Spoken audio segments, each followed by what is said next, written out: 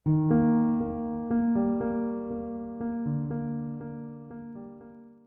Dear friends, electrochemistry में आज हमारा लेक्चर है फैराडेज लॉ ऑफ इलेक्ट्रोलिसिस, जो कि बहुत इंपॉर्टेंट टॉपिक है। सीबीएसई में तो एक क्वेश्चन इसका आता ही आता है और जेई मेन वगैरह में, नीट में भी इसका एक आधा क्वेश्चन जरूर आ जाता है। बहुत सिंपल है बट पूरा न्यूमेरिकल पोर्शन है। वीडियो के लास्ट तक बने रहिएगा, आपकी नॉलेज यहां से यहां तक पहुंच जाएगी। तो हम बात करते हैं सबसे पहले फर्स्ट लॉ की। देखिए फर्स्ट लॉ क्या कहती है। ये कहती है कि आप जितना ज्यादा चार्ज सप्लाई करते हैं उतना ज्यादा मास इलेक्ट्रोड पर डिपॉजिट होता है। फर्स्ट लॉ कहता है कि mass of a substance deposited at electrode is directly proportional to the amount of charge supplied during electrolysis. अब इलेक्ट्रोलिसिस के दौरान होता यह है, सपोज कीजिए आपने कोई सॉल्ट लिया हुआ है, एक्वस सॉल्यूशन है, और यहां पर आपने दो इलेक्ट्रोड ली हुई हैं, one is positive negative, that is anode cathode, और ये हमने बीच में कोई late it B aqueous NaCl type का कोई सॉल्यूशन लिया। तो this is anode and this negative is cathode, ठीक, एनोड एंड कैथोड, ठीक। सो अब बैटरी के पॉजिटिव टर्मिनल से करंट चलता है, जिस डायरेक्शन में करंट चलेगा उससे अपोजिट डायरेक्शन में इलेक्ट्रॉन का फ्लो होगा। तो सॉल्यूशन में जो आयंस हैं, जैसे यहां पर Na+ आयन है और H+ आयन है, इन दोनों में से कौन इलेक्ट्रॉन गेन करेगा? जिसका इलेक्ट्रोड पोटेंशियल रिडक्शन पोटेंशियल ज्यादा है। तो यहां से हाइड्रोजन आयन इलेक्ट्रॉन गेन करके हाइड्रोजन गैस में कन्वर्ट होगा और क्लोराइड आयन अपने आप को ऑक्सीडाइज करके क्लोरीन में कन्वर्ट करेगा। तो इसका मतलब क्या हुआ कि कैथोड पर कुछ इस तरह का रिएक्शन देखने को मिला और एनोड पर कुछ इस तरह का रिएक्शन मिला, क्योंकि C4 कैटायन C4 कैथोड। तो कैटायन क्योंकि पॉजिटिव चार्ज है तो वो नेगेटिव टर्मिनल की तरफ जाएंगे, कैथोड से जो इलेक्ट्रॉन आएंगे उन्हें गेन करके रिड्यूस हो जाएंगे। तो धीरे धीरे यहां पर हाइड्रोजन गैस लिबरेट होती जाएगी, यहां पर क्लोरीन गैस लिबरेट होती जा रही है। तो ये जो हाइड्रोजन है, इस हाइड्रोजन के अंदर जो बॉन्ड है, इस बॉन्ड के अंदर ही तो वो केमिकल एनर्जी स्टोर हो रही है जो आप इलेक्ट्रिकल एनर्जी की फॉर्म में सप्लाई किए जा रहे हैं। Whatever the amount of electrical energy supplied from the battery will changes into the chemical energy। तो केमिकल एनर्जी की फॉर्म में ये स्टोर हो रही है किनमें? उन मॉलिक्यूल्स के अंदर जो कि एनोड और कैथोड के पास या तो लिबरेट हो रहे हैं या डिपॉजिट हो रहे हैं। जितना ज्यादा आप चार्ज सप्लाई करेंगे, यानी उतनी ज्यादा इलेक्ट्रिकल एनर्जी सप्लाई करेंगे, तो उतनी ही ज्यादा यहां पर केमिकल एनर्जी स्टोर होगी, ज्यादा से ज्यादा मास एनोड और कैथोड पर डिपॉजिट होगा। वही बात फैराडेज लॉ ऑफ इलेक्ट्रोलिसिस कहती है। सिंपल सी बात है कि जितनी देर तक आप अपनी मोबाइल की बैटरी को चार्ज करेंगे उतना ज्यादा इलेक्ट्रिकल एनर्जी कन्वर्ट होकर केमिकल में कन्वर्ट होगी, और आप देखेंगे मोबाइल के ऊपर बैटरी में आपके जो डंडे होते हैं वो उतने ही ज्यादा बढ़ते चले जाएंगे, क्योंकि केमिकल एनर्जी मोबाइल में बढ़ती जा रही है। क्यों? क्योंकि आपने ज्यादा समय के लिए उसको चार्ज किया है। ज्यादा समय चार्ज करने का मतलब है, चलो घर में जो करंट आ रहा है वो तो आ रहा है टाइम, तो जितना ज्यादा टाइम होगा उतना ज्यादा चार्ज होगा। चार्ज का मतलब इलेक्ट्रिकल एनर्जी होगी। तो जितनी ज्यादा आप इलेक्ट्रिकल एनर्जी दे रहे हैं मोबाइल में, उतनी ही ज्यादा बैटरी चार्ज हो रही है। इसका मतलब मोबाइल की जो बैटरी है उसके अंदर उतनी ज्यादा केमिकल एनर्जी स्टोर हो रही है। कैसे स्टोर हो रही है? क्योंकि मोबाइल की बैटरी में भी एनोड कैथोड होगा, इलेक्ट्रोलिसिस होगा जब आप चार्जिंग कर देते हैं, तो चार्जिंग के दौरान एनोड और कैथोड पर कुछ मास डिपॉजिट होता है और उन मास के अंदर ही केमिकल एनर्जी स्टोर हो जाती है। तो mass of a substance deposited at electrode is directly proportional to the amount of charge supplied. ये है first law. The mass of a substance, the mass of a substance deposited at electrode, the mass of a substance deposited at electrode is directly proportional to the amount of charge supplied। जितना ज्यादा आप charge supply करेंगे उतना ही ज्यादा मास anode और cathode पर deposit होता चला जाएगा, इलेक्ट्रोड पर डिपॉजिट होता चला जाएगा। यानी सीधी सी बात है, it follows the law of conservation of energy. आप जितना ज्यादा इलेक्ट्रिकल एनर्जी देंगे उतनी ज्यादा केमिकल एनर्जी की फॉर्म में वो स्टोर होती चली जाएगी इन केमिकल्स के अंदर जो एनोड और कैथोड पर डिपॉजिट होते हैं। चलो जी, प्रोपोर्शनैलिटी का साइन हटाएंगे तो कोई ना कोई कांस्टेंट लगाएंगे। यहां पर इस कांस्टेंट का नाम है Z। This is called electrochemical equivalent. Electrochemical equivalent. और जब भी हम किसी कांस्टेंट को डिफाइन करते हैं, हम अड़ोस पड़ोस के वेरिएबल को फिक्स कर देते हैं। तो अगर हम करंट को कर दे 1 एम्पियर, टाइम को कर दे 1 सेकेंड, या मैं ये कह सकता हूं कि मैं 1 कूलम का चार्ज पास कर रहा हूं, तो आप देखेंगे m is equal to Z। तो इलेक्ट्रोकेमिकल इक्विवेलेंट क्या है? इलेक्ट्रोकेमिकल इक्विवेलेंट मास है किसी सब्सटेंस का जो एनोड या कैथोड पर डिपॉजिट होगा जब आप 1 कूलम चार्ज सप्लाई करेंगे। तो इलेक्ट्रोकेमिकल इक्विवेलेंट को मैं डिफाइन कर देता हूं। Electrochemical equivalent is the mass of a substance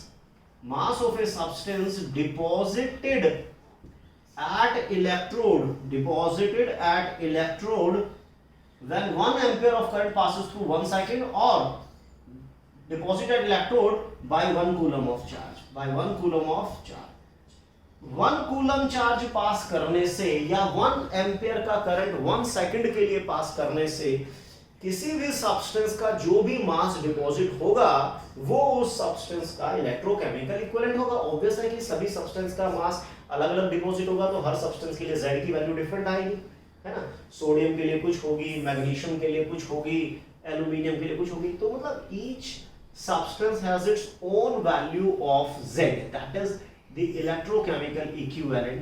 तो बात क्लियर हो गई कि M is equal to ZIT. This is the Faraday's first law of electrolysis. M is equal to ZIT, right?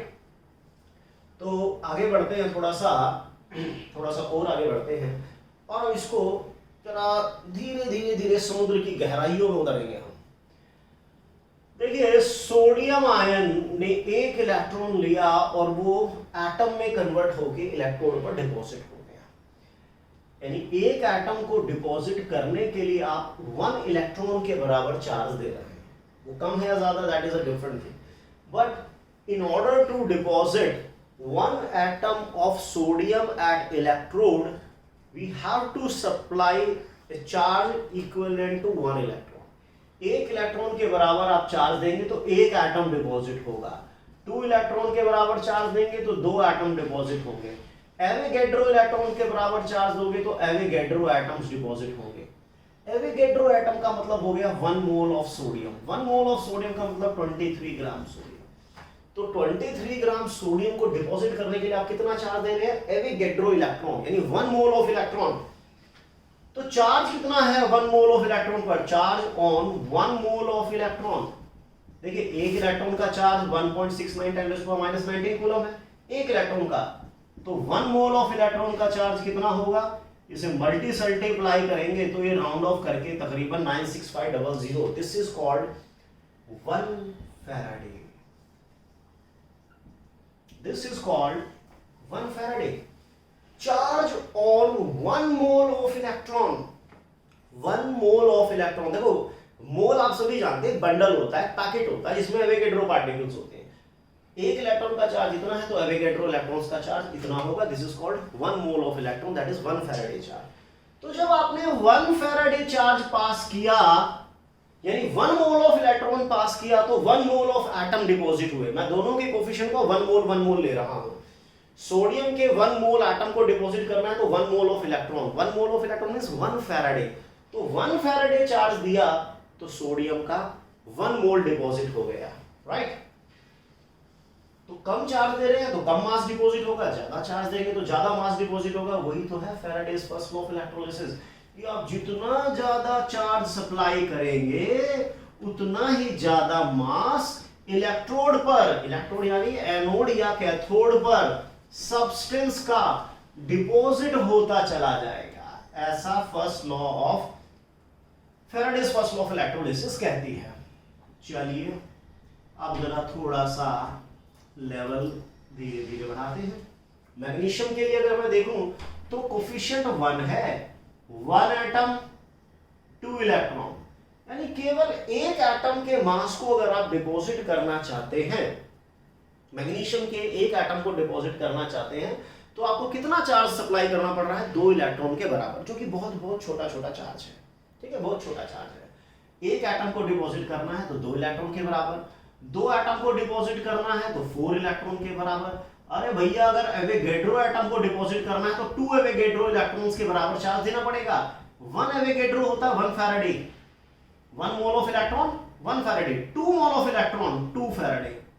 और कोफिशिएंट देखिए, 1 मोल को डिपॉजिट करना है तो 2 मोल इलेक्ट्रॉन, 2 मोल इलेक्ट्रॉन का 2 फैराडे, 1 मोल मतलब मैग्नीशियम का 24 ग्राम। तो आप देखिए 1 फैराडे जब चार्ज मैंने सोडियम में पास किया तो 23 ग्राम डिपॉजिट हुआ, यहां पर जब मैं 1 फैराडे चार्ज पास कर रहा हूं तो 12 ग्राम डिपॉजिट हो रहा है। तो सेम चार्ज मैंने पास किया, 1 फैराडे मैंने पास किया सोडियम में और 1 फैराडे मैंने मैग्नीशियम में, लेकिन दोनों का मास डिपॉजिट अलग अलग हो रहा है क्योंकि हर सब्सटेंस का इलेक्ट्रोकेमिकल इक्विवेलेंट डिफरेंट होता है, हर सब्सटेंस की वैलेंसी अलग अलग होती है। 1 फैराडे चार्ज सप्लाई करने से जितना मास डिपॉजिट होता है that is called the equivalent weight of that substance. तो मैग्नीशियम का इक्विवेलेंट वेट है 12 ग्राम, सोडियम का इक्विवेलेंट वेट है 23 gram. What is equivalent weight? Is the mass of a substance deposited at electrode by 1 faraday of charge. 1 faraday मतलब 1 mole of electron से जो भी deposit होगा दैट इज कॉल्ड। तो aluminium भाई साहब आ गए हैं हमारे। अब हम सीधा कुरुक्षेत्र की तरफ बढ़ रहे हैं। 1 मोल के लिए 3 फैराडे, 3 फैराडे मतलब 3 मोल्स ऑफ इलेक्ट्रॉन। 1 मोल को डिपॉजिट करने के लिए 3 फैराडे चार्ज दे रहे हैं। 1 मोल का मतलब 27 ग्राम, तो 1 फैराडे से कितना होगा 9 ग्राम। और 1 फैराडे से जो भी मास डिपॉजिट होता है वो उसका इक्विवेलेंट वेट माना जाता है। तो इक्विवेलेंट वेट क्या है बताइए? Equivalent weight is the mass of a substance deposited at electrode by 1 Faraday of charge. Equivalent weight is the mass of a substance deposited at electrode by 1 Faraday charge. 1 Faraday charge से जो deposit होता है वो equivalent weight होता है, और 1 coulomb charge से जो डिपॉजिट होता है वो इलेक्ट्रोकेमिकल इक्विवेलेंट होता है। तो कोफिशिएंट को ध्यान रखिएगा। 1 मोल के लिए 3 मोल इलेक्ट्रॉन यानी 1 मोल को डिपॉजिट करने के लिए 3 फैराडे चार्ज लग रहा है। मैंने एक टर्म और बताई थी आपको, एन फैक्टर। इक्विवेलेंट वेट का फॉर्मूला, अगर आपको एन फैक्टर के बारे में कोई प्रॉब्लम है तो आप नॉर्मेलिटी का वीडियो देख सकते हैं। नॉर्मेलिटी पार्ट 1 का वीडियो देखिए, उसमें आपको एन फैक्टर की डिटेल नॉलेज मिल जाएगी। किस तरह से किसी एलिमेंट का, कंपाउंड का, एसिड का, बेस का, ऑक्सीडाइजिंग एजेंट, रिड्यूसिंग एजेंट का इक्विवेलेंट वेट हम कैलकुलेट करते हैं। तो इक्विवेलेंट वेट क्या था, इसको पूरा लिख देते हैं। इक्विवेलेंट वेट होता है molar mass upon n factor. और एन फैक्टर यहां पर क्या था, number of electron transferred for 1 mole. तो यहां पर एल्यूमिनियम का एन फैक्टर होगा 3। ठीक है, n factor of aluminium is 3। तो इसका अगर मैं इक्विवेलेंट वेट निकालूं तो क्या होगा, मोलर मास 27 और एन फैक्टर है 3, तो आगे में 9। चलिए, क्लोरेट से क्लोरीन जा रहे हैं। क्लोरेट से हम क्लोरीन को ऑब्टेन कर रहे हैं, तो मुझे बताइए इसका एन फैक्टर क्या होगा, इसका एन फैक्टर क्या होगा। एन फैक्टर मैंने बताया क्या होता है, number of electron transferred for 1 mole. Number of electron transferred for 1 मोल। ठीक है, जब भी आप इक्वेशन में इलेक्ट्रॉन को ऐड करते हैं तो याद रखिए ऑक्सीडेशन में इलेक्ट्रॉन राइट होता है, इंग्लिश का और, ऑक्सीडेशन राइट, और रिडक्शन में इलेक्ट्रॉन लेफ्ट होता है। दिल्ली में बस चलती है ना RL77, है ना, इस तरह से। तो रिडक्शन में लेफ्ट, ऑक्सीडेशन में राइट। दूसरी बात, ऑक्सीडेशन जब भी होता है पॉजिटिव चार्ज इंक्रीज होता है, नेगेटिव चार्ज डिक्रीज होता है, और रिडक्शन में नेगेटिव इंक्रीज होता है, पॉजिटिव डिक्रीज होता है। बस बस बस बस इतना ही आपको ध्यान रखना है। सबसे पहले हमेशा सेंट्रल मेटल एटम बैलेंस करो। यहाँ क्लोरीन के 2 हैं तो यहाँ भी 2 करो। इस आयन में क्लोरीन का चार्ज निकालोगे तो 5 आएगा, एक एटम का 5 तो 2 एटम का 10। ये प्योर मॉलिक्यूलर फॉर्म में है 0, तो पॉजिटिव चार्ज डिक्रीज हो रहा है। Positive charge decrease means reduction. Reduction में इलेक्ट्रॉन कहाँ ऐड होंगे, लेफ्ट में। कितने, डिफरेंस के बराबर। यहाँ 10 है या 0, तो डिफरेंस आ गया 10। तो अब देखिए 1 मोल के लिए 10 इलेक्ट्रॉन ट्रांसफर हो रहे हैं तो n फैक्टर हो गया 10। इसके 2 मोल के लिए 10 इलेक्ट्रॉन ट्रांसफर है तो 1 मोल के लिए हो गया 5, तो n फैक्टर हो गया इसका 5। मुझे बताओ चार्ज, अगर मुझे क्लोरीन का 1 मोल प्रोड्यूस करना है तो मुझे 10 फैराडे चार्ज देना पड़ेगा। 1 मोल के लिए मुझे 10 फैराडे चार्ज देना पड़ेगा, इसके 1 मोल के लिए मुझे 5 फैराडे देना पड़ेगा। तो इक्विवेलेंट वेट निकाल लो। इक्विवेलेंट वेट क्या होता है? मोलर मास, मैं क्लोरीन का निकाल रहा हूं, अपॉन n फैक्टर है 10, तो ये आ जाएगा 7.1। इसका इक्विवेलेंट वेट निकालना है मुझे, तो क्या होगा? मोलर मास 35.5 और 48 कितना आ जाएगा? डिजिट कर दीजिए, 8 5 13 7 83.5 अपॉन में n फैक्टर है 5। n फैक्टर याद रखिए क्या है? Number of electron transferred for 1 मोल। एक एग्जांपल समझ में नहीं आया तो कोई बात नहीं, इंसान को अपना धैर्य बनाए रखना चाहिए, पेशेंस रखने चाहिए, पेशेंस, हर चीज समझ में आएगी। बस देखिए MnO4 minus changes to Mn2 plus, ठीक है। और मैग्नेट जा रहा है मैग्नीज आयन में। हमें बताना है नंबर ऑफ इलेक्ट्रॉन, दोनों का n फैक्टर बताना है कि इसके 1 मोल के लिए कितने इलेक्ट्रॉन ट्रांसफर हो रहे हैं, इसके 1 मोल के लिए कितने ट्रांसफर हो रहे हैं, इसका इक्विवेलेंट वेट बताइए, इसका इक्विवेलेंट वेट बताइए, और ये भी बताइए कि 1 फैराडे चार्ज देने से ये सॉरी इसके 1 मोल के लिए कितना चार्ज लगेगा, इसके 1 मोल के लिए कितना चार्ज लगेगा, ये 2-3 बातें बताएंगे, नो प्रॉब्लम। सबसे पहले सेंटर मेटल एटम बैलेंस करना है, यहां भी 1 है, यहां भी 1 है, ओके। यहां मैग्नीज का चार्ज निकालोगे 7 आएगा, यहां 2 आ रहा है, पॉजिटिव चार्ज डिक्रीज है, तो आप समझ गए हैं क्या हो रहा होगा, रिडक्शन हो रहा है। ये आउट ऑफ कैमरा तो नहीं जा रहा? शुक्र है, good. So positive charge decrease हो रहा है तो इट मींस रिडक्शन है। रिडक्शन में इलेक्ट्रॉन कहां ऐड होते हैं? Rl77 लेफ्ट में, कितने? डिफरेंस के बराबर। यहां चार्ज है 7, यहां है 2, बड़े में से छोटा माइनस कर दो आंख बंद करके। तो अब देखिएगा 1 मोल 5 फैराडे, इसके 1 मोल के लिए 5 फैराडे है, 1 मोल के लिए 5 इलेक्ट्रॉन है तो n फैक्टर 5 हो गया। इसके 1 मोल के लिए 5 फैराडे है, 1 मोल के लिए 5 इलेक्ट्रॉन ट्रांसफर्ड है, तो इसका भी n फैक्टर 5 हो गया। इसका इक्विवेलेंट वेट निकालूंगा तो जो भी इसका मोलर मास है अपॉन में n फैक्टर 5, इसका इक्विवेलेंट वेट निकालूंगा तो जो भी इसका मोलर मास होगा अपॉन में 5। खत्म कहानी, मर गई नानी। तो आगे बढ़ते हैं। जैसे कि NO2 minus changes to N2O। सबसे पहले हमें क्या करना है? We have to balance the central metal atom. Nitrogen is the central metal atom, यहां तो 2 एटम है, यहां 1 है, तो हो गए 2 एटम। अब यहां पर नाइट्रोजन का चार्ज जब निकलेगा तो 3 आएगा, एक एटम का 3, 2 एटम का 6। इक्वल एटम्स की ऑक्सीडेटिव स्टेट का डिफरेंस, ऐसा नहीं कि आपने एक तरफ एटम तो बराबर कर दिए लेकिन एक तरफ आप एक एटम का चार्ज ले रहे हैं, दूसरी तरफ 2 एटम का ले रहे हैं, इना चौल में ऐसा नहीं होगा। आपको इक्वल एटम्स की ऑक्सीडेटिव स्टेट का डिफरेंस लेना है। अगर दोनों तरफ 2 एटम है तो 2-2 एटम की ऑक्सीडेटिव स्टेट का डिफरेंस लीजिए, दोनों तरफ 4 एटम है तो 4 एटम्स की ऑक्सीडेटिव स्टेट का डिफरेंस लीजिए।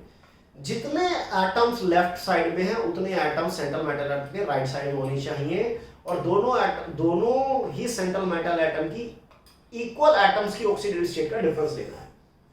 एक एटम का 3 था तो 2 एटम का 6, यहां एक एटम का 1 आएगा तो 2 एटम का 2 आएगा। पॉजिटिव चार्ज डिक्रीज हो रहा है तो मुबारक हो, रिडक्शन है। डिफरेंस बड़े में से छोटा माइनस कर दीजिए। 1 मोल 4 फैराडे, 2 मोल 4 फैराडे, 2 मोल 4 फैराडे, तो 1 मोल के लिए 2 फैराडे, 1 मोल के लिए 4 फैराडे। n फैक्टर होता है number of electron transfer for 1 mole, इसके 1 मोल के लिए 4 है, इसका n फैक्टर 2 मोल के लिए 4 है तो 1 मोल के लिए 2 हो गया। इसका इक्विवेलेंट वेट निकालो, मोलर मास 28 और 16 44 होगा, 28 और 16 44 अपॉन 4 11 ग्राम आ गया। इसका इक्विवेलेंट वेट निकालिए 14 और 32 14 32 40 32 यस 46 upon में 2 that is 23 gram is the equivalent weight, right? So कहने का मतलब ये हो रहा है कि आपको चार्ज सप्लाई करना पड़ेगा तब जाकर मास डिपॉजिट होगा इलेक्ट्रोड पर। और ये जरूरी नहीं है कि अगर मैं 2 डिफरेंट सब्सटेंस है उसमें सेम चार्ज पास करूंगा तो same substance same mass deposit होगा। इस मुगालते में आप बिल्कुल भी ना रहे। Cr2O7 2 माइनस चेंज हो रहा है Cr3 प्लस में। सबसे पहला रूल है सेंट्रल मेटल एटम को बैलेंस करना और दूसरा है इलेक्ट्रॉन को। बस यही दो रूल हमें पढ़ना है। सबसे पहले हमें सेंट्रल मेटल एटम बैलेंस करना है। सेंट्रल मेटल एटम यहाँ क्रोमियम है 1, इधर है 2, तो हमें दोनों तरफ इक्वल करने हैं, तो हो गए जी इक्वल। दोनों तरफ दो दो हो गए हैं, तो अब इक्वल एटम्स की ऑक्सीडेटिव स्टेट। यहाँ क्रोमियम के एक एटम का चार्ज 6 आएगा तो दो एटम का 12 आएगा। यहाँ एक एटम का 3 है तो दो एटम का 6। पॉजिटिव चार्ज डिक्रीज हो रहा है तो रिडक्शन है। रिडक्शन में इलेक्ट्रॉन लेफ्ट में ऐड होते हैं, Rl77 और इंग्लिश का OR ऑक्सीडेशन राइट। तो 12 में से 6 गया, 6 आ गया है। तो अब आप देखिए 2 मोल के लिए 6 फैराडे, 2 मोल 6 फैराडे है, तो 1 मोल 3 फैराडे हो जाएगा। Number of electron transfer for 1 मोल, 2 मोल के लिए 6 है तो 1 मोल के लिए 3, तो n फैक्टर इज 3। इसका n फैक्टर कितना होगा? 1 मोल के लिए 6, तो 6 आ गया। इक्विवेलेंट वेट क्या होगा? जो भी इसका मोलर मास है अपॉन 6, इसका जो भी मोलर मास होगा अपॉन में 3। Got it? हमें ये देखना है कि भाई 1 मोल के लिए कितना फैराडे चार्ज लगेगा। तो 1 मोल 2 मोल के लिए 6 फैराडे है, तो 1 मोल के लिए 3 फैराडे हो गए। जैसे कि thiosulphate changes to sulfate. Calculate the amount of charge required to convert 1 mole of this to this या 1 mole this to this. दोनों के 1 मोल के लिए कितना कितना चार्ज लगेगा। तो क्या करना है? सबसे पहले सेंट्रल मेटल एटम को बैलेंस करना है। Sulphur is the central metal atom, यहाँ 1 है, इधर 2 हो गई 2। Sulphur is balanced. अब जब मैं यहाँ पर सल्फर के एक एटम का चार्ज निकालूंगा तो आप देखिए 2x - 6 - 2x = +2। एक एटम का 2 आ गया तो दो एटम का 4 आ गया। यहाँ पर सल्फर का मैं चार्ज निकालूंगा तो एक एटम का 6, दो एटम का 12, तो पॉजिटिव चार्ज इंक्रीज हो रहा है, ऑक्सीडेशन। डिफरेंस कितना आया? 8। बड़े में से छोटा माइनस करना है। ऑक्सीडेशन में इलेक्ट्रॉन राइट साइड पे ऐड होता है ना? Oxidation right, reduction left, English का और Rl77। तो आप देखिए 2 मोल के लिए 8 फैराडे, तो 1 मोल के लिए 4 फैराडे, इसके 1 मोल के लिए 8 फैराडे। इसका n फैक्टर 8 है, यहाँ पर n फैक्टर 4 है, तो इक्विवेलेंट वेट क्या होगा? जो भी इसका मोलर मास होता है 96/8। इसका इक्विवेलेंट वेट निकाल लेते हैं, 64 और 48, 112 अपॉन में n फैक्टर है 8। Got it? तो इस तरह से आप बता सकते हैं कि 1 मोल के लिए किसमें कितना कितना चार्ज लगेगा। बहुत इजीली बताया जा सकता है। बस थोड़ा सा रेडॉक्स का बेसिक क्लियर होना चाहिए, थोड़ा सा रेडॉक्स का ही बेसिक क्लियर होना चाहिए, बात बन जाएगी। तो थोड़ा सा और अच्छा क्वेश्चन की तरफ बढ़ते हैं। Fe2O3 changes to Fe3O4। ठीक है, बताइए दोनों के 1 मोल के लिए कितना चार्ज लगेगा, एन फैक्टर बताइए, इक्विवेलेंट वेट बताइए। 3 बातें पूछी है मैंने। दोनों के 1 मोल के लिए कितना कितना चार्ज लगेगा in terms of Faraday, you have to find out the n factor and equivalent weight, तीनों चीजें। सो देखो iron is the central metal atom, एक तरफ 2 है एक तरफ 3 है, तो 2 और 3 का एलसीएम 6 होगा, तो 2 मेक इट 6। इसको 2 से मल्टीप्लाई कर दीजिए, इसको 3 से मल्टीप्लाई कर दीजिए, इधर भी 6 हो गया, इधर भी 6 हो गया, नो प्रॉब्लम। चलिए अब आयरन के एक एटम का चार्ज यहां से निकालूंगा तो 3 आएगा, तो लेकिन आयरन के यहाँ 6 एटम, एक एटम का 3 है तो 6 एटम का 18, राइट? आयरन के एक एटम का चार्ज 3 है तो 6 एटम का 18 हो गया। यहां पर मैं आयरन के एक एटम का चार्ज निकालूंगा तो 8/3, तो 6 एटम का 16 आ गया। पॉजिटिव चार्ज डिक्रीज हो रहा है, रिडक्शन, डिफरेंस कितना आया? 2 इलेक्ट्रॉन का। तो इसके 2 मोल के लिए 2 फैराडे है, तो 1 मोल के लिए 1 फैराडे, 1 मोल 1 फैराडे। इसके 3 मोल के लिए 2 फैराडे है, तो 1 मोल के लिए 2/3 फैराडे। इसके 1 मोल के लिए 1 Faraday, 3 mole 2 Faraday, 1 mole 2/3 Faraday. Okay, n factor, n factor होता है number of electron transfer for 1 mole. इसके 1 मोल के लिए 1 है, इसके 1 मोल के लिए 2/3 है, तो n factor is 2/3। Equivalent weight, जो भी इसका मोलर मास होगा 56 × 3 और 64, 232/1। इसी तरह इसका इक्विवेलेंट वेट निकालिए, ये आ जाएगा 112 और 48 160 आ गया, तो 160 upon 2/3 this is the equivalent weight of ferric oxide, right. चलिए, अगर ये बेसिक क्लियर है तो अब यात्री अपनी सीट की पेटी बांध लें और अब हम कुछ Faraday's first law of electrolysis पर न्यूमेरिकल ट्राई करते हैं। न्यूमेरिकल्स को जरा चमका देते हैं, देखते हैं। अगर बेसिक्स क्लियर है तो कोई दिमाग खर्च करना नहीं पड़ेगा। चलिए, पहला क्वेश्चन, फर्स्ट क्वेश्चन है calculate the amount of charge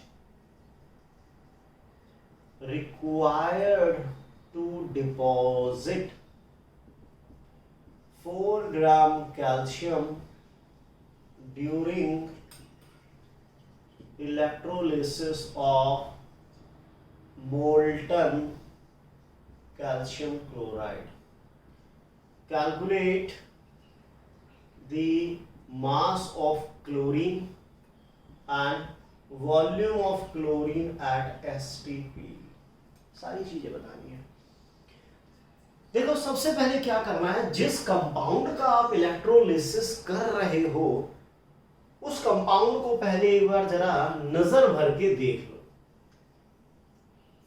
आप इलेक्ट्रोलिसिस कर रहे हैं कैल्शियम क्लोराइड का, तो उस कंपाउंड में से कैटायन और एनायन को सेपरेट कर लो। इसका कैटायन है कैल्शियम, एनायन है Cl-। कुछ बच्चे यहाँ पे S2 से कंफ्यूज हो जाते हैं। कंफ्यूज नहीं होना है ना, क्योंकि कैल्शियम का चार्ज इधर है, क्लोरीन का 1 इधर है। तो जब मैं सेपरेट करूंगा तो वो अपना अपना मान लेके चले जाएंगे। क्लोरीन अपना 1 ले गया, कैल्शियम अपना 2 ले गया।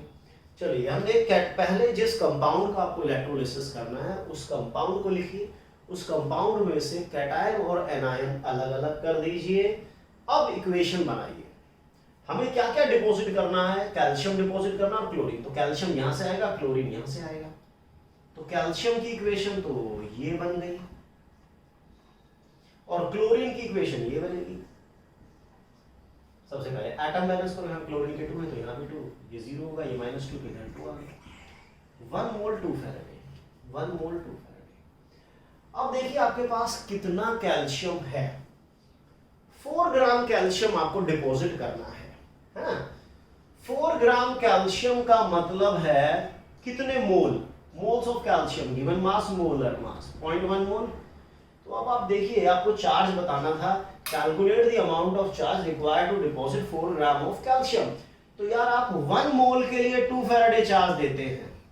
1 मोल के लिए आप 2 फैराडे दे रहे हैं, तो 0.1 मोल के लिए आप कितना चार्ज देंगे, 0.2 फैराडे, यानी 0.2 × 96500 इतने कूलम आप चार्ज सप्लाई करेंगे to deposit 4 gram calcium. Clear है? चलिए, अब आपने ये देख लिया कि इतना चार्ज आपने सप्लाई किया है 0.2 फैराडे। 4 ग्राम कैल्शियम को डिपॉजिट करने के लिए आपने 0.2 फैराडे चार्ज दिया था। तो उस 0.2 फैराडे से क्लोरीन कितना डिपॉजिट हुआ होगा, क्योंकि क्लोरीन भी तो डिपॉजिट हो रहा है ना। तो 1 मोल के लिए 2 फैराडे है, यानी 2 फैराडे जब मैं दूंगा तो 1 मोल मतलब 71 ग्राम क्लोरीन। 2 फैराडे से इतना, तो 1 कूलम से फिर कितना, 1 कूलम से इतना, तो 0.2 फैराडे से फिर कितना,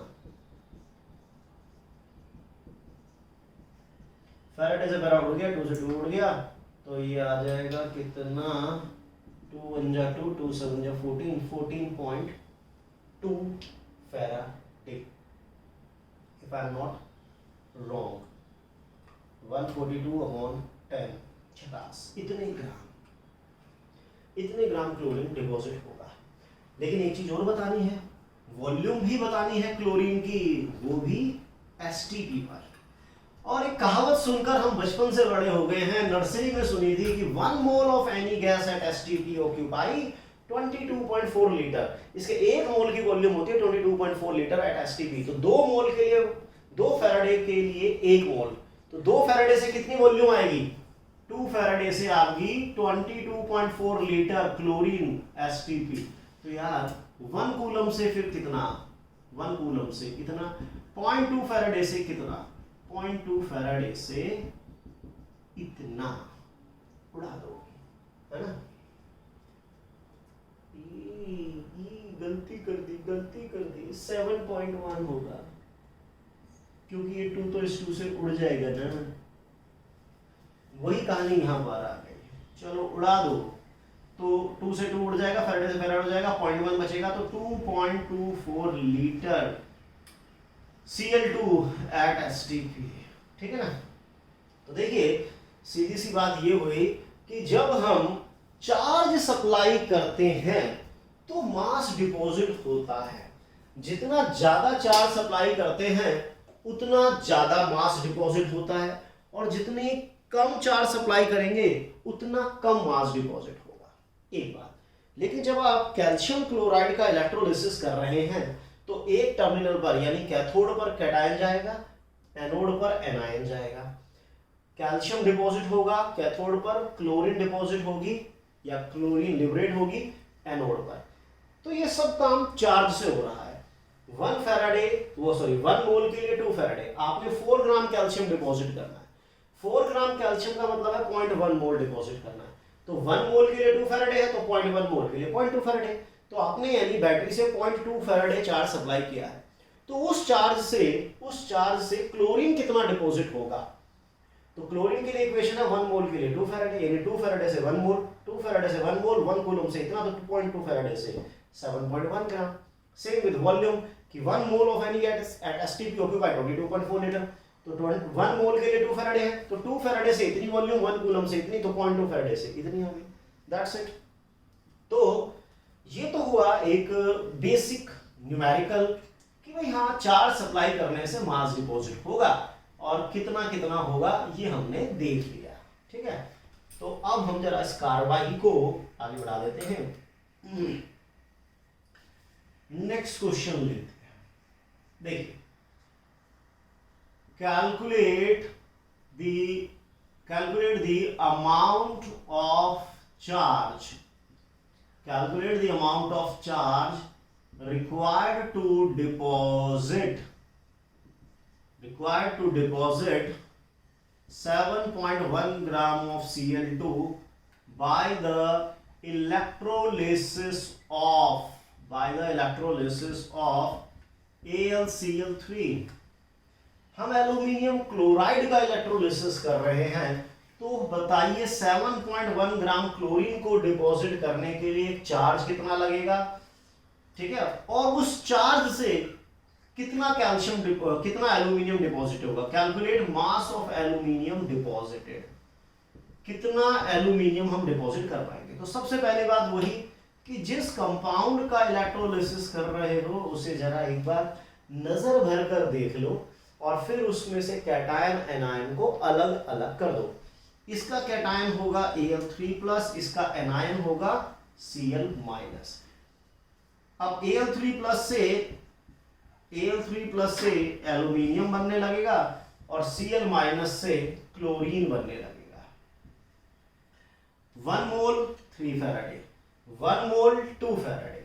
अब क्लोरीन डिपॉजिट हुआ है 7.1 ग्राम, तो क्लोरीन के जरा एक बार मोल निकाल लीजिए कि क्लोरीन के मोल कितने आ रहे हैं। मोल आप सभी जानते हैं, गिवन मास मोलर मास होता है। तो 7.1 ग्राम क्लोरीन है, तो उसके मोल हो जाएंगे 0.1 मोल, ठीक है।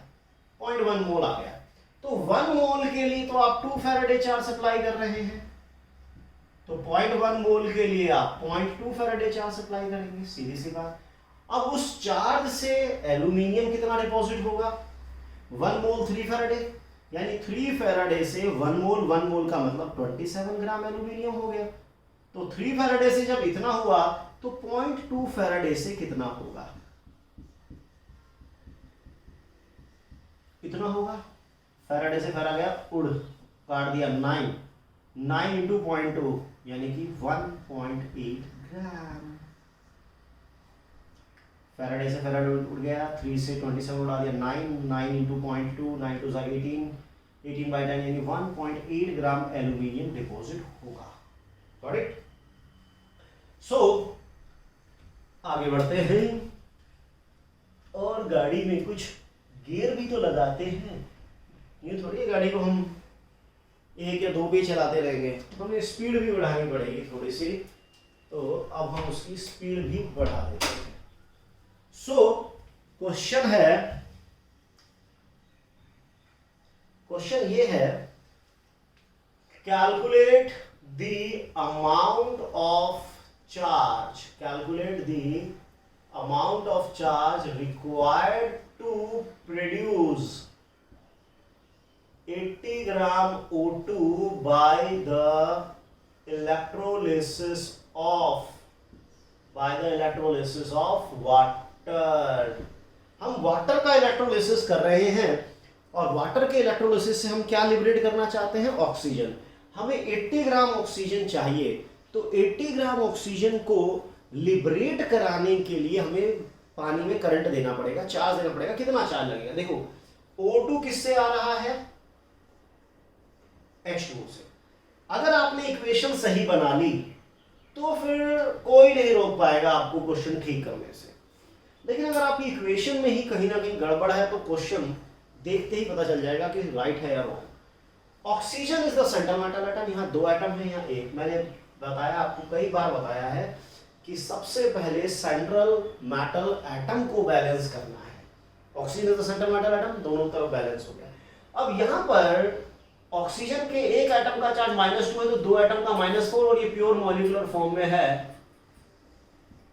और देखिए पॉजिटिव चार्ज बढ़ रहा है तो ऑक्सीडेशन में इलेक्ट्रॉन राइट में।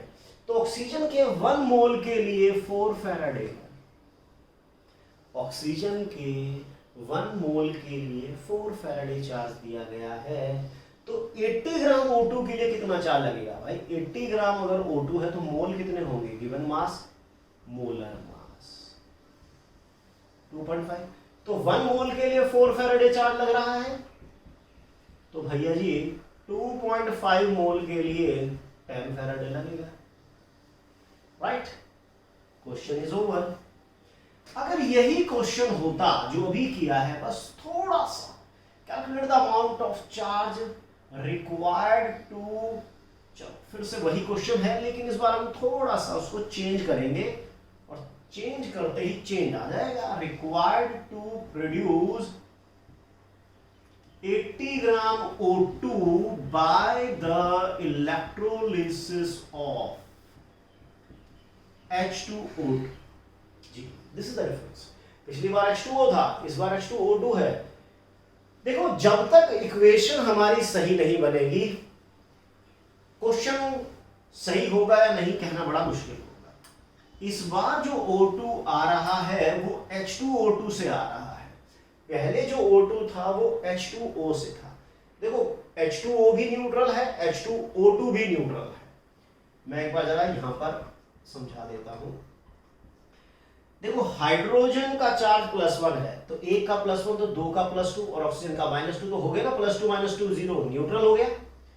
हाइड्रोजन के 1 एटम का +1, 2 एटम का +2। लेकिन अगर ऑक्सीजन के 1 एटम को यहाँ -2 मानेंगे तो 2 एटम का -4, तो ये तो न्यूट्रल आएगा ही नहीं, ये न्यूट्रल आएगा नहीं। तो आप कहोगे यार हाइड्रोजन को +2 ले रहे, लेकिन हाइड्रोजन की तो वैलेंसी 1 ही होती है, वो तो 1 इलेक्ट्रॉन दे सकता है, ले सकता है। ऑक्सीजन का चार्ज यहाँ पे 1 एटम का -1 लेंगे, 2 एटम का -2, तब जाकर ये न्यूट्रल बनेगा, because this is not oxide, this is peroxide, और पेरोक्साइड होता है ये O2 2-। 2 एटम का चार्ज -2 है तो 1 एटम का -1। तो यहाँ पर आइए, oxygen is the centre metal atom, यहाँ भी 2 है, यहाँ भी 2 है, ऑक्सीजन इज बैलेंस। तो 1 एटम का चार्ज -1, 2 का -2, यहाँ 0 है, डिफरेंस आ गया 2। तो 1 मोल 2 फैराडे, जबकि यहाँ क्या था 1 मोल 4 फैराडे। इक्वेशन बहुत इंपॉर्टेंट है। 1 मोल 2 फैराडे, आपको कितना ऑक्सीजन चाहिए? 80 ग्राम O2 चाहिए। कितने मोल चाहिए? आपको 2.5 मोल चाहिए। तो 1 मोल के लिए आप दे रहे हैं 2 फैराडे चार्ज, तो 2.5 मोल के लिए कितना चार्ज लग जाएगा? 4 फैराडे। डबल, ओह शिट, 1 मोल 2 फैराडे, तो 2.5 मोल 5 फैराडे, ज्यादा मोल का चार्ज लगेगा। राइट, आगे बढ़ते हैं, आगे बढ़ते हैं, आगे बढ़ते हैं। सो अब जैसे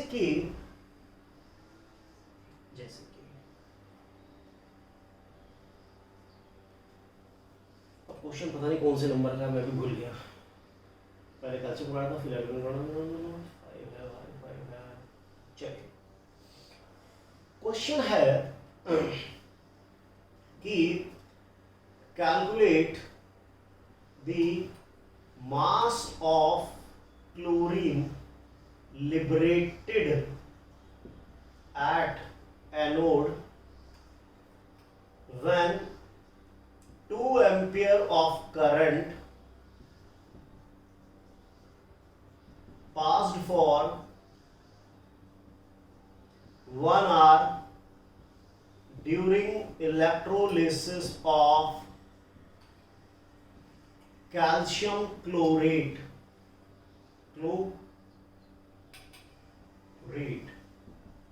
देखिए, कैल्शियम क्लोरेट का हम इलेक्ट्रोलिसिस कर रहे हैं,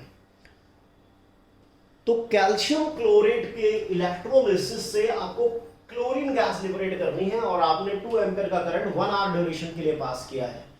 तो मैंने पहले भी बताया है कि जिस कंपाउंड का आप इलेक्ट्रोलिसिस कर रहे हैं उसे जरा एक बार नजर भर के देख लो ताकि गड़बड़ ना हो। अब कैल्शियम का चार्ज 2 इधर आ गया, क्लोरेट का चार्ज 1 इधर आ गया है, तो अब इन्हें जरा अलग कर दो, जरा इनके जीवन में सेपरेशन कर दो, कैटायन और एनायन को अलग कर दो। अब ऑब्वियस है कैल्शियम तो यहां से आएगा लेकिन क्लोरीन तो यहां से आएगा ना, क्योंकि जब तक आपके पास कंसर्न्ड इक्वेशन नहीं होगी क्वेश्चन नहीं हो पाएगा। तो what is the source of chlorine? The source of chlorine is chlorate. तो क्लोरेट से आप क्लोरीन की तरफ जा रहे हैं, तो पहले क्या करेंगे, सेंट्रल मेटल एटम बैलेंस करेंगे। क्लोरीन यहाँ 2 है, इधर भी 2, एक का चार्ज 5, 2 का 10 हो गया, यहाँ 0 हो गया, डिफरेंस आ गया 10 इलेक्ट्रॉन्स का। 1 मोल 10 फैराडे, 1 मोल 10 फैराडे। अब आपने कितना चार्ज सप्लाई किया है, Q is equal to IT। आपने 2 एम्पियर का करंट 1 आवर के लिए इतने मिनट इतने सेकंड के लिए पास किया, टाइम की ऐसा यूनिट सेकंड। तो 7200 इतने कूलम आपने चार्ज सप्लाई किया है। 1 आवर 60 मिनट 60 सेकंड 3600 7200, तो इतने कूलम आपने चार्ज पास किया। तो क्वेश्चन यही तो है कि क्लोरीन का कितना मास डिपॉजिट होगा जब आप इतना चार्ज सप्लाई करेंगे। तो आप देखो 1 मोल के लिए 10 फैराडे है, 1 मोल के लिए 10 फैराडे। 1 मोल मतलब 71 ग्राम क्लोरीन। 71 ग्राम क्लोरीन को डिपॉजिट करने के लिए कितना चार्ज लगता है, 10 फैराडे। तो 1 कूलम से कितना डिपॉजिट होगा, 1 कूलम से इतना डिपॉजिट होगा। तो इतने कूलम से फिर कितना होगा,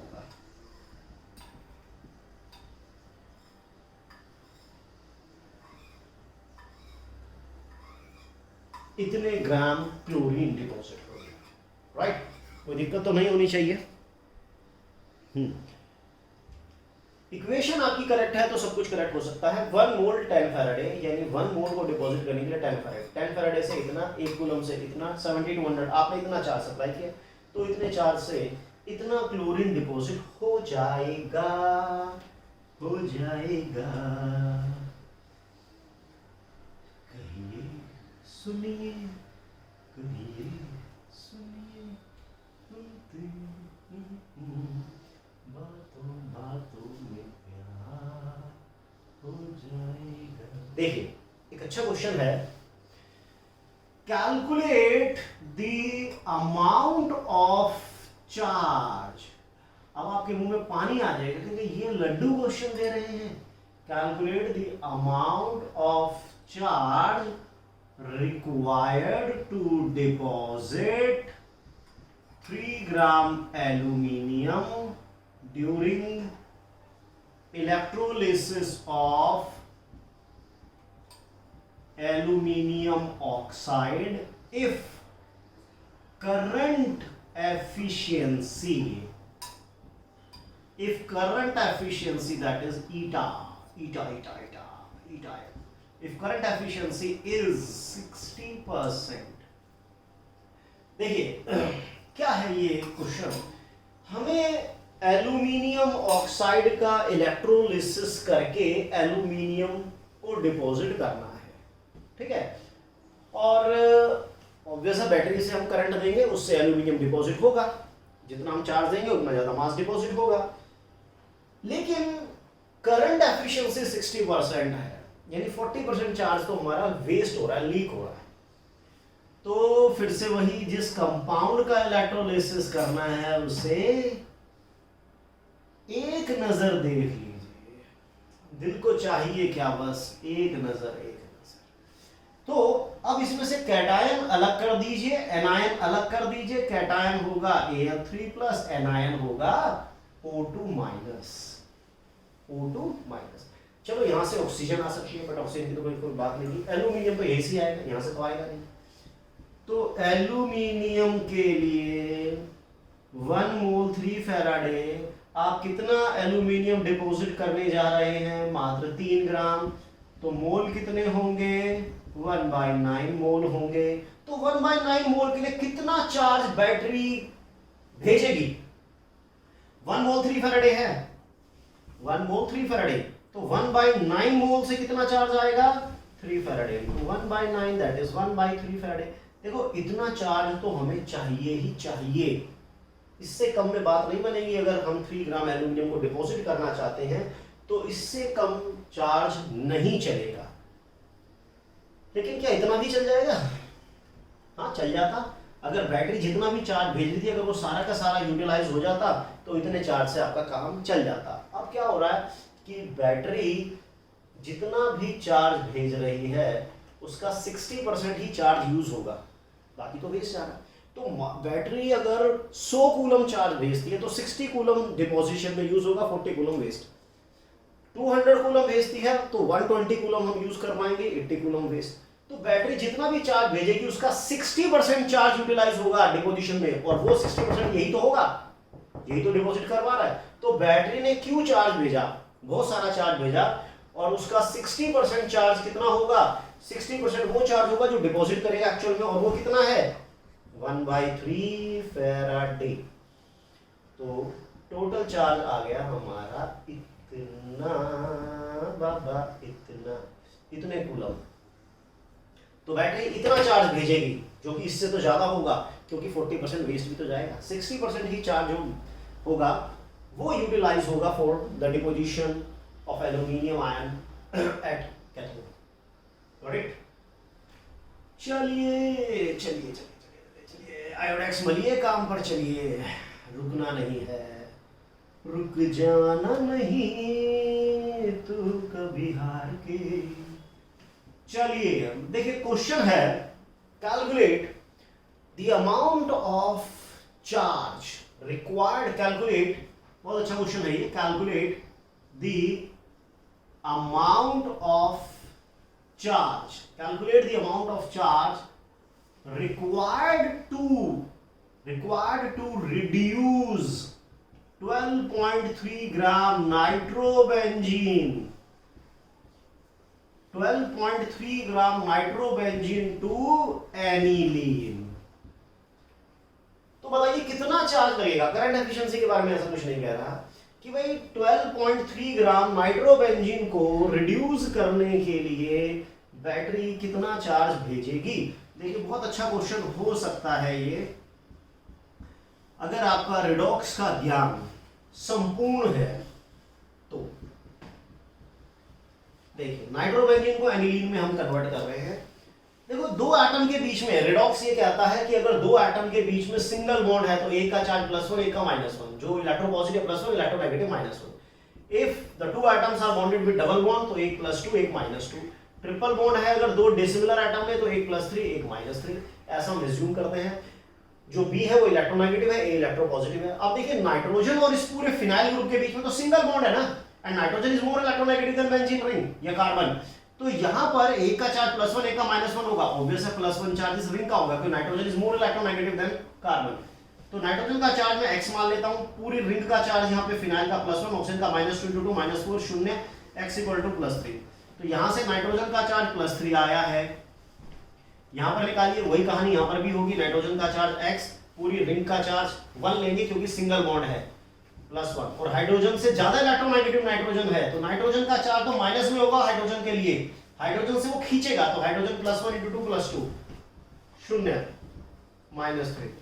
तो अब आप देखिए +3 से -3 तो ऑब्वियस है रिडक्शन हो रहा है क्योंकि नेगेटिव चार्ज बढ़ रहा है, और रिडक्शन में इलेक्ट्रॉन लेफ्ट में Rl77 कितना डिफरेंस के बराबर, बड़े में से छोटा माइनस करना है, 3 -3 6 आ गया। तो देखिए ना 1 मोल के लिए 6 फैराडे है, 1 मोल 6 फैराडे। अब आपने कितना नाइट्रोबेंजीन लिया है, 12.3 ग्राम, मोल निकालिए, given mass, molar mass, I think इसका मोलर मास 123 आएगा, आई थिंक सो, वैसे चेक कर लेना जो भी आएगा, 0.1। तो 1 मोल के लिए 6 है ना, 1 मोल के लिए जब 6 फैराडे है तो 0.1 मोल के लिए 0.6 फैराडे होगा ही होगा। तो आप 1 मोल के लिए 0.6 फैराडे चार्ज सप्लाई करेंगे ही करेंगे। क्लियर? देखिए एक और क्वेश्चन लेते हैं, बड़ा ही उम्दा क्वेश्चन है वो भी। क्वेश्चन ऐसे है कि कोई मेटेलिक शीट है हमारे पास, मेटेलिक शीट है, एंड इस मेटेलिक शीट का जो सरफेस एरिया है, let it B 200 centimetre square area, surface area, और इस पे हमें क्या करना है, सिल्वर की कोटिंग कर रहे हैं। मेटेलिक शीट के ऊपर हम सिल्वर की कोटिंग कर रहे हैं, हम सिल्वर को डिपॉजिट करेंगे यूनिफॉर्म, सिल्वर डिपॉजिट होगा यूनिफॉर्मली। चलिए उसके लिए हमें इलेक्ट्रोलिसिस करना है और हमें चार्ज भी देना पड़ेगा। तो हमने मान लीजिए 0.5 एम्पियर का करंट, 0.5 एम्पियर का करंट मान लीजिए हमने 30 मिनट के लिए पास कर दिया है, 0.5 एम्पियर का करंट हमने 30 मिनट के लिए पास कर दिया, तो उससे कुछ सिल्वर डिपॉजिट हुआ होगा। डेंसिटी जो है सिल्वर की, density of silver, late it B 10 ग्राम पर सेंटीमीटर क्यूब। तो जब एक लेयर बन जाएगी, जब एक मेटेलिक शीट के ऊपर सिल्वर को आपने कोट कर दिया, एक लेयर बन गई, तो सिल्वर की लेयर बन गई, एरिया कितना ऑक्युपाई करेगी, इतना, और उसकी कुछ थिकनेस होगी। तो calculate thickness of silver layer, जो सिल्वर की लेयर बनी है उसकी थिकनेस आपको बतानी है। हम इस शीट के ऊपर सिल्वर की कोटिंग कर रहे हैं, जैसे कोटिंग करते हैं ना सिल्वर की, क्रोमियम की, इस तरह की कोटिंग हम कर रहे हैं, और सिल्वर को यूनिफॉर्मली हमने इस मेटेलिक शीट के ऊपर स्प्रेड कर दिया है, जिसका एरिया इतना है, और हमने कितना करंट और कितने टाइम के लिए पास किया, तो कितना चार्ज दिया है, IT 0.5 इंटू 30 मिनट, मिनट मतलब इतनी सेकेंड हो गई है, तो ये 1800 हो गया, तो ये 900 कूलम आपने चार्ज सप्लाई किया। अब इतने चार्ज से कुछ तो सिल्वर डिपॉजिट होगा, तो सिल्वर जब डिपॉजिट होगा तो उसकी फंडामेंटल इक्वेशन ये बनती है 1 मोल 1 फैराडे, 1 मोल 1 फैराडे। तो 900 कूलम से कितना होगा, अब आप देख सकते हैं कि इतने कूलम से 1 मोल डिपॉजिट होगा, 1 फैराडे मतलब इतना चार्ज, इतने कूलम से 1 मोल, इतने ग्राम सिल्वर डिपॉजिट होगा। तो 1 कूलम से इतना, और 900 कूलम से इतने ग्राम, 0 से 0 उड़ा दो, 965 ग्राम, तो ये 1.05 के आसपास, ये मैंने अपनी तरफ से ले लिया है, डिवाइड करके एज्यूम कर लिया 1 पॉइंट समथिंग आएगा, आप एक्यूरेटली निकाल लेना जितना भी आएगा। तो मैंने तकरीबन मान लिया 1.65 के आसपास ले लेते हैं, चलो 68 ले लो, जो मर्जी ले लो यार, चलो जो आपका मन करे वो ले लेना, एग्जैक्टली कर लेना, डिवाइड मेथड पे ध्यान दीजिए कि इतना सिल्वर डिपॉजिट हो गया। अब इस सिल्वर को यूनिफॉर्मली स्प्रेड कर दिया है, ठीक है। डेंसिटी किसी भी क्वेश्चन में जब दी जाती है तो आप सभी जानते हैं डेंसिटी होती है मास अपॉन में वॉल्यूम। मास सिल्वर का कितना है 1.08, वॉल्यूम होती है area into thickness, mass volume होती है एरिया इनटू थिकनेस, एरिया है 200 सेंटीमीटर स्क्वायर और थिकनेस है t, और डेंसिटी कितनी दी है 10। तो यहां से आप थिकनेस निकाल लेंगे जो कि सेंटीमीटर में आ जाएगी कि कितनी थिकनेस की लेयर डिपॉजिट हुई है। सो this is all about first law of Faraday's first law of electrolysis. Faraday first law of electrolysis तो हो गया है अब, लेकिन अगर सेकंड नहीं किया तो फर्स्ट नाराज हो जाएगा, और नाराज हम किसी को करेंगे नहीं। तो second law of electrolysis, Faraday's second law of electrolysis.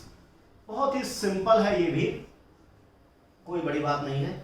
बस इसमें क्या करना है, डिफरेंट इलेक्ट्रोलाइटिक सेल्स को सीरीज में कनेक्ट करके सेम चार्ज पास करना है। देखिएगा, जैसे ये मान लीजिए हमने 2-3 इलेक्ट्रोलाइटिक या इलेक्ट्रोलाइटिक सेल्स लिए हैं। ये एनोड हो गया, कैथोड हो गया, एनोड हो गया, कैथोड हो गया। अभी तो बैटरी से कनेक्ट भी नहीं किया, अभी कैसे एनोड कैथोड हो गया भाई, अभी पता चल जाएगा सर जी। देखिए, ठीक है, हमने डिफरेंट इलेक्ट्रोलाइटिक सेल्स को सीरीज में कनेक्ट कर दिया है। Different electrolytic cells are connected in series and the same amount of current is passing through them.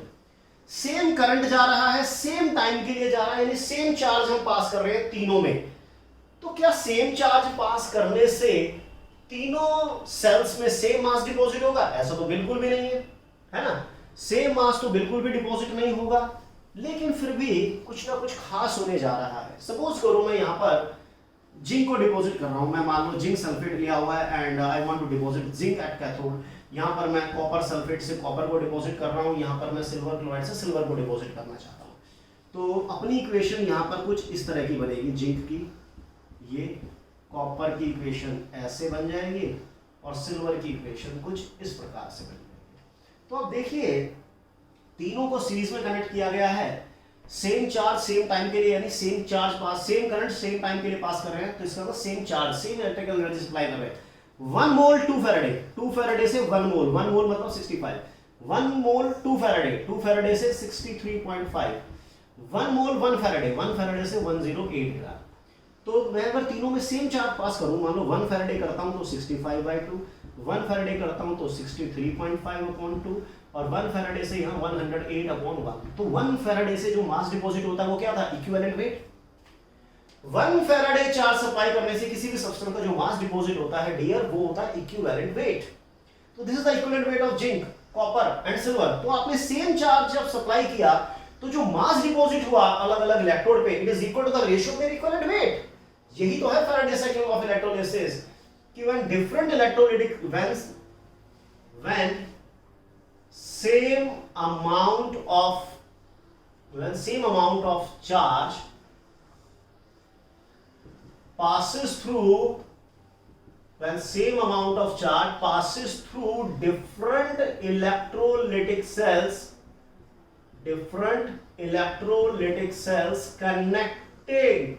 connected in series, when the same amount of charge passes through different electrolytic cells connected in series, then the ratio of mass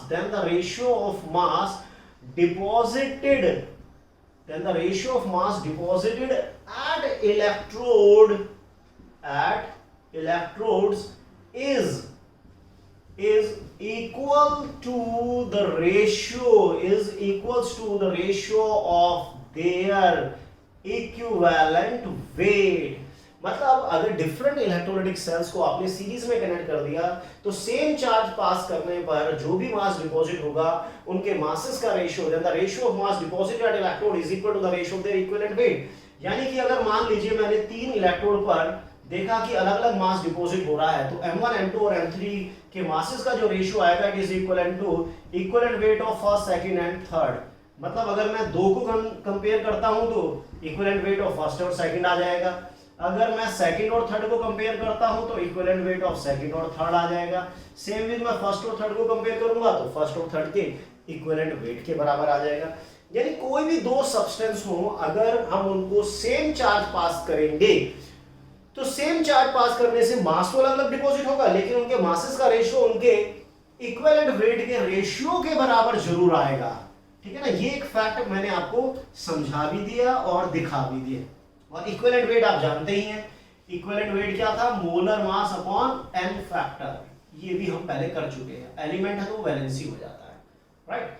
अब इस पर जरा हम 1-2 numerical चमका देते हैं बढ़िया बढ़िया से।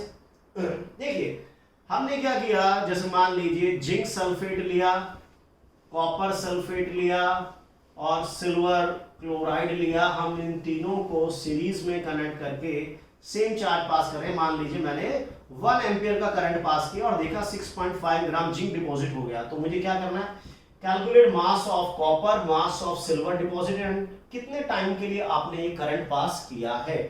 3 चीजें निकालनी है कि अगर तीनों सेल को आप सीरीज में कनेक्ट करते हैं और 6.5 ग्राम जिंक डिपॉजिट होता है कुछ चार्ज से, तो उतने ही चार्ज से कितना कॉपर और कितना सिल्वर डिपॉजिट होगा ये आपको बताना, और कितने टाइम के लिए आपने करंट पास किया, नो प्रॉब्लम। तो इक्वेशन बनाए बिना तो हमारी बात बनने से रही। तीनों सेल्स में अलग अलग इक्वेशन इन्वॉल्व हो रही हैं, तो अलग अलग इक्वेशन के लिए हमने भी अलग अलग इक्वेशन लिख डाली। अब देखो कोई भी 2 सेल ले लो, लेकिन उसमें से एक ऐसा लेना जिसका मास गिवन हो, तो मास ऑफ जिंक अपॉन में mass of copper, equivalent weight of zinc upon में equivalent weight of copper, right. Zinc का मास कितना है 6.5, कॉपर का मास निकालना है x, जिंक का इक्विवेलेंट वेट 65 अपॉन 2 है ना, 2 फैराडे से 65 तो 1 फैराडे से 65 अपॉन 2, 1 फैराडे से जो मास डिपॉजिट होता है वो इक्विवेलेंट वेट है। कॉपर का 63.5 अपॉन में 2, चलो यार दो मल्टीप्लाइकेशन करके उड़ा दो, जो उड़ता है उड़ा दो, तो x आ गया 6.35 ग्राम। चलिए जी कॉपर निकल गया। अब मैं कॉपर और सिल्वर का रेशियो भी ले सकता हूं, जिंक और सिल्वर का भी ले सकता हूं, तो mass of copper upon mass of silver, equivalent weight of copper upon में equivalent weight of silver. Copper है 6.35, सिल्वर का निकालना है, let it be y। Copper का इक्विवेलेंट वेट 63.5 अपॉन 2 और इसका 108, जो उड़ता है उड़ा दो, तो y आ जाएगा 21.5, 21.555 टू दिस 5 1 जा 5 6 3, तो 21.6 ग्राम के आसपास हमारा सिल्वर जो है वो डिपॉजिट हो रहा है। आउट ऑफ लेंस तो नहीं जा रहा, वेरी गुड। सो अब हमें देखना है भाई हमने कितने टाइम के लिए करंट पास किया, टाइम बताना है, तो नो प्रॉब्लम। आपने कितना चार्ज पास किया, Q = I × T, करंट है आपका 1 एम्पियर, T टाइम के लिए आपने पास किया, तो आपने 1 T चार्ज पास किया। टाइम को मैं सेकंड में मान के चल रहा हूं, किसी के भी रेस्पेक्ट में निकाल लो, इसके या इसके। चलो मैं जिंक ले लेता हूं, 1 मोल 2 फैराडे, 1 मोल मतलब 65 ग्राम, तो 65 ग्राम जिंक को डिपॉजिट करने के लिए इतना चार्ज हमें देना पड़ता है। 1 ग्राम जिंक के लिए हमें इतना चार्ज देना पड़ेगा। हमने कितना ग्राम जिंक डिपॉजिट किया, 6.5 ग्राम जिंक डिपॉजिट किया है, तो 6.5 ग्राम जिंक को डिपॉजिट करने के लिए हमें इतना चार्ज देना पड़ेगा, और चार्ज किसके बराबर होगा, I × T।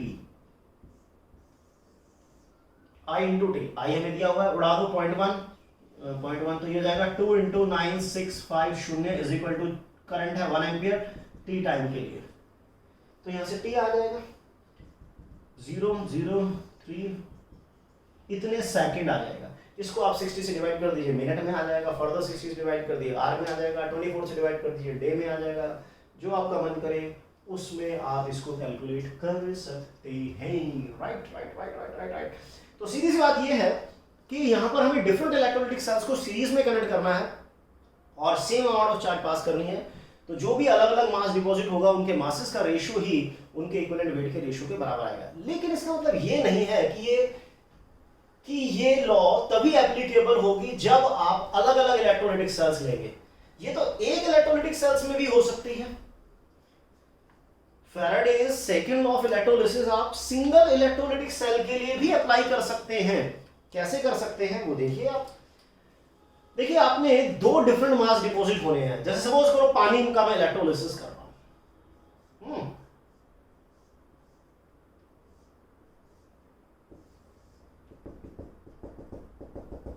चलिए हम वाटर का इलेक्ट्रोलिसिस कर रहे हैं और हमने कुछ चार्ज सप्लाई किया, ठीक है, तो जितना चार्ज मेरा यहां जाएगा एनोड पर उतना ही चार्ज मेरा कैथोड पर भी तो जाएगा। ऐसा तो है नहीं कि यहां कम चार्ज आ रहा है यहां कम, क्योंकि मैं तो सेम करंट सेम टाइम के लिए पास कर रहा हूं।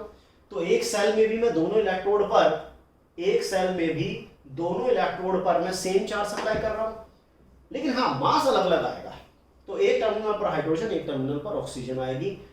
तो यहां पर अगर हम वाटर है तो एक टर्मिनल पे हाइड्रोजन, एक टर्मिनल पे ऑक्सीजन। अब हाइड्रोजन की इक्वेशन तो ऐसे बनेगी, तो हाइड्रोजन का इक्विवेलेंट वेट क्या हो जाएगा, molar mass upon n factor. तो हाइड्रोजन का इक्विवेलेंट वेट हो गया इतना। अब OH माइनस से O2 जा रहे हो, चार्ज बैलेंस करना है, एक ऑक्सीजन का चार्ज -1, दो का -4, यहाँ 0 आ गया, डिफरेंस आ गया इतना। तो 1 मोल के लिए 4 फैराडे। ऑक्सीजन का इक्विवेलेंट वेट 32/4। तो ये बन जाएगा mass of hydrogen upon mass of oxygen, it is equal to equivalent weight of hydrogen equivalent weight of oxygen. Hydrogen का इक्विवेलेंट वेट 1, ऑक्सीजन का इक्विवेलेंट वेट 8। तो यानी कि जितना भी मास हाइड्रोजन का होगा उससे 8 टाइम्स मास ऑक्सीजन का लिबरेट होगा, डिपॉजिट होगा इलेक्ट्रोड पर। तो ये हुआ हमारा Faraday's second law of electrolysis. तो Faraday's first law of electrolysis भी हमने कर लिया, सेकंड लॉ ऑफ इलेक्ट्रोलिसिस भी कर लिया, स्टेटमेंट भी देख लिए और उनके न्यूमेरिकल्स भी देख लिए, एन फैक्टर क्या था, इक्विवेलेंट वेट क्या था। So this is all about Faraday's first law of electrolysis.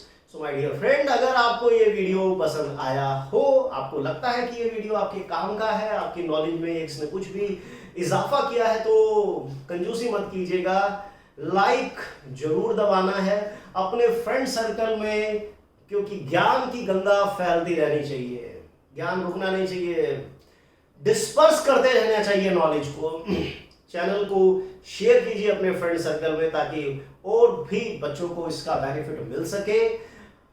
Channel को आप जरूर सब्सक्राइब कीजिए।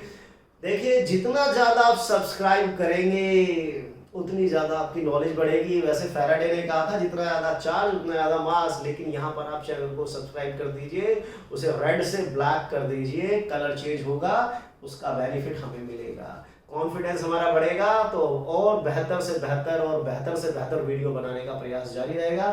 थैंक यू वेरी मच, पढ़ते रहिए।